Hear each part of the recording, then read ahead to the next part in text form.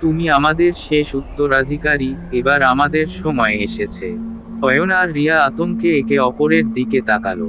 তারা কি এবার তন্ময়কে বাঁচাতে পারবে, নাকি ছা সত্যিই তাকে সম্পূর্ণ গ্রাস করবে? রিয়া ও অয়ন হতবাক হয়ে তন্ময়ের দিকে তাকিয়েছিল।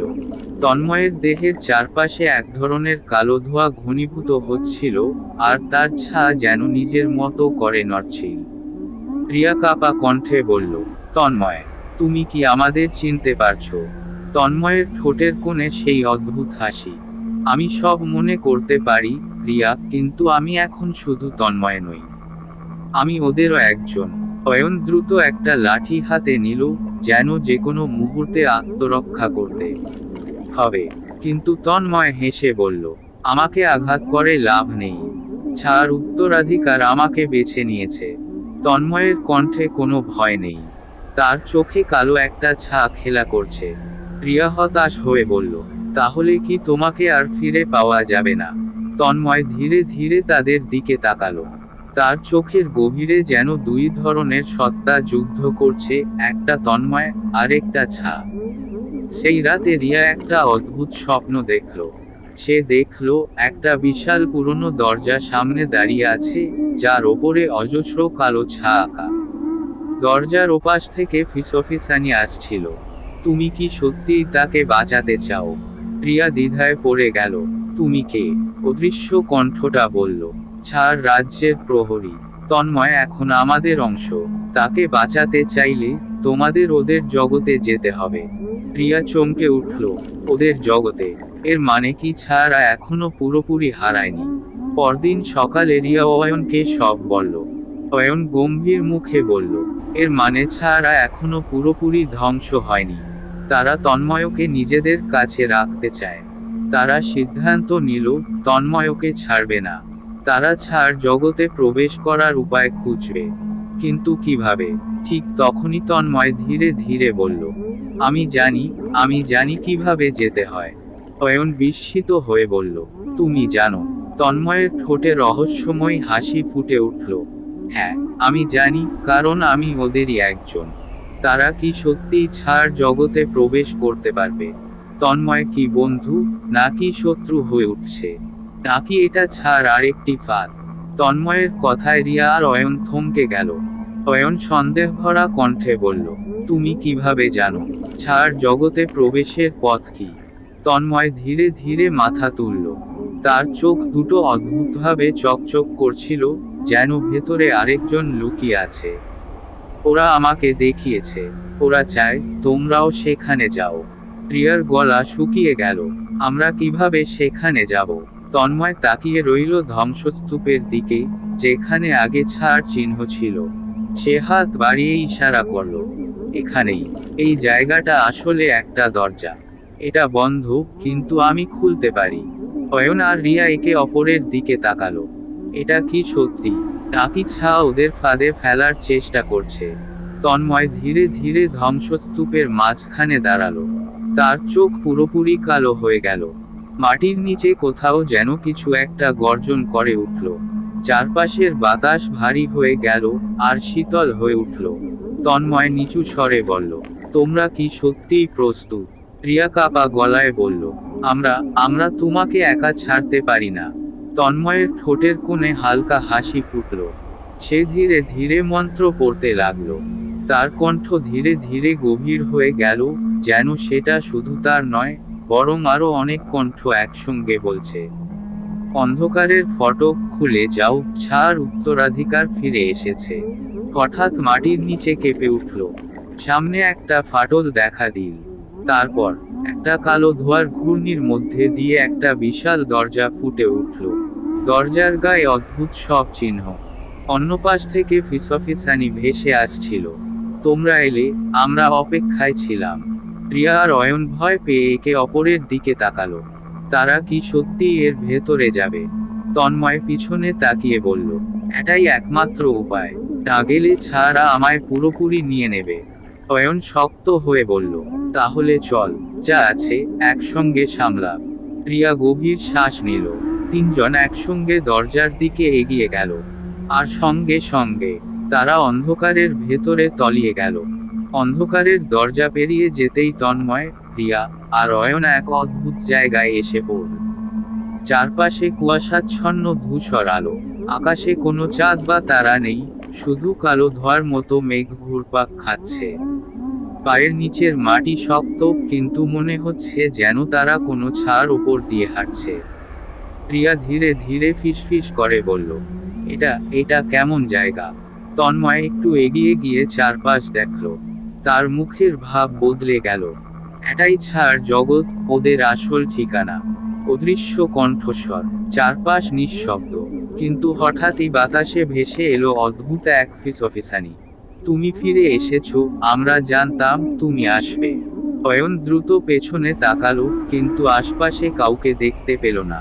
প্রিয়া কাপা গলায় বলল, কে কথা বলছে? কোনো উত্তর এলো না, কিন্তু হঠাৎই সামনের কুয়াশার ভেতর থেকে তিনটি ছায়ামূর্তি বেরিয়ে এল। ওরা দেখতে মানুষের মতো, কিন্তু চোখের জায়গায় কালো শূন্যতা। তন্ময় ওদের দেখে বিস্মিত হয়ে গেল। ওরা ওরা আমার জন্য অপেক্ষা করছিল। ছায়াগুলো ধীরে ধীরে এগিয়ে এলো। তুমি আমাদের উত্তরাধিকারী, আমাদের অংশ। ফিরে এসো। প্রিয়া আর অয়ন আতঙ্কে পেছনে সরে গেল। তন্ময় কি সত্যিই ওদের অংশ হয়ে যাবে? তন্ময় এক পা সামনে বাড়িয়ে বলল, আমি এসেছি, কিন্তু আমি তোমাদের মতো হতে চাই না। ছায়ারা থমকে গেল। একটি ছায়া সামনের দিকে এগিয়ে এলো, তার কণ্ঠ গভীর আর কর্কশ।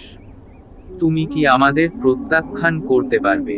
তুমি তো নিজেই জানো, আমাদের রক্ত তোমার শরীরে মিশে গেছে। তন্ময় এক মুহূর্ত চুপ করে রইল। তার ভেতরে সত্যি একটা টান অনুভব হচ্ছে। তার মাথার ভেতর নানা অন্ধকার কণ্ঠস্বর কথা বলছে। তুমি আমাদেরই একজন। তুমি পালাতে পারবে না। ছায়া তোমাকে গ্রহণ করেছে। তন্ময়ের শরীর যেন থমকে গেল। তার চোখ ধীরে ধীরে কালো হয়ে যাচ্ছিল। প্রিয়া দ্রুত তার হাত চেপে ধরল।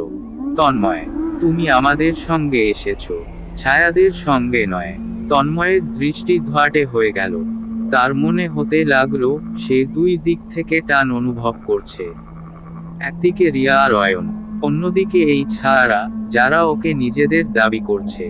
সে কি পারবে নিজের আত্মাকে রক্ষা করতে? নাকি সে সত্যিই ছায়াদের হাতে হারিয়ে যাবে? তন্ময় দাঁড়িয়ে ছিল ঠিক দুই জগতের সীমারেখায়। একদিকে রিয়া ও অয়ন, যারা ওর সত্যিকার বন্ধু। অন্যদিকে ছায়ারা, যারা ওকে নিজেদের উত্তরাধিকারী হিসেবে গ্রহণ করেছে। ছায়ার কণ্ঠগুলো ওর মাথায় গেঁথে যাচ্ছিল। তুমি আমাদেরই একজন, ফিরে এসো, তোমার শক্তি আমরা নিয়ন্ত্রণ করব।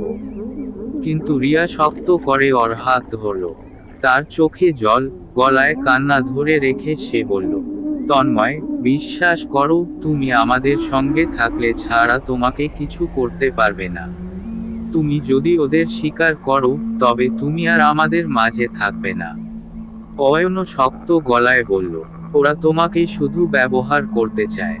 তুমি আমাদের বন্ধু। নিজের ভেতরের ছায়াকে অস্বীকার কর। তন্ময় চোখ বন্ধ করল।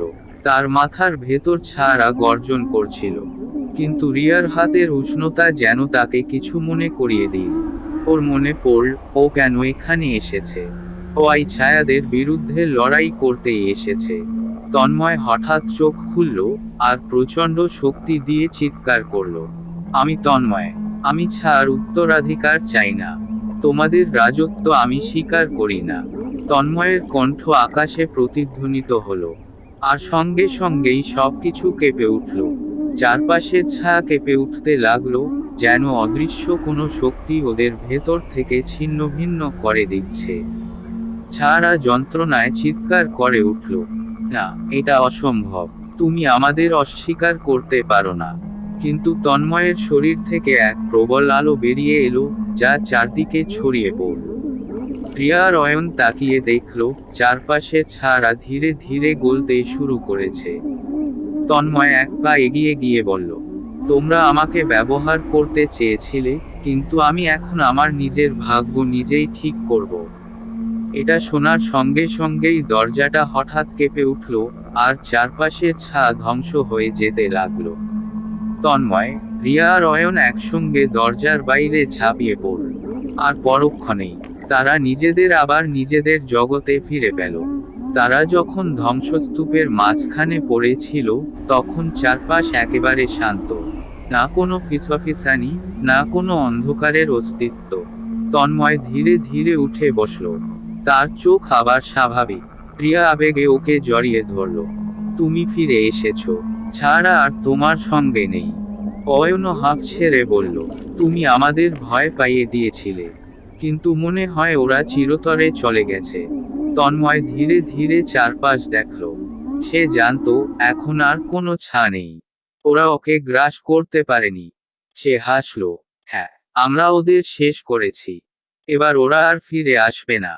প্রিয়া আর অয়ন একে অপরের দিকে তাকালো। সব শেষ হয়ে গেছে। অন্ধকারের দরজা চিরতরে বন্ধ হয়ে গেছে। আর তন্ময়, সে তার ছার বিরুদ্ধে জয়ী হয়েছে। রাতের আকাশে চাঁদের আলো পড়ল তিন বন্ধুর ওপর। তন্ময় আকাশের দিকে তাকিয়ে হাসল। অবশেষে সে সত্যিকার মুক্ত। এই গল্পটি এখানেই শেষ। তন্ময় তার ছার বিরুদ্ধে জয়ী হয়েছে, ছার জগৎ ধ্বংস হয়ে গেছে, আর রিয়া ও অয়নের সঙ্গে সে নিরাপদে ফিরে এসেছে।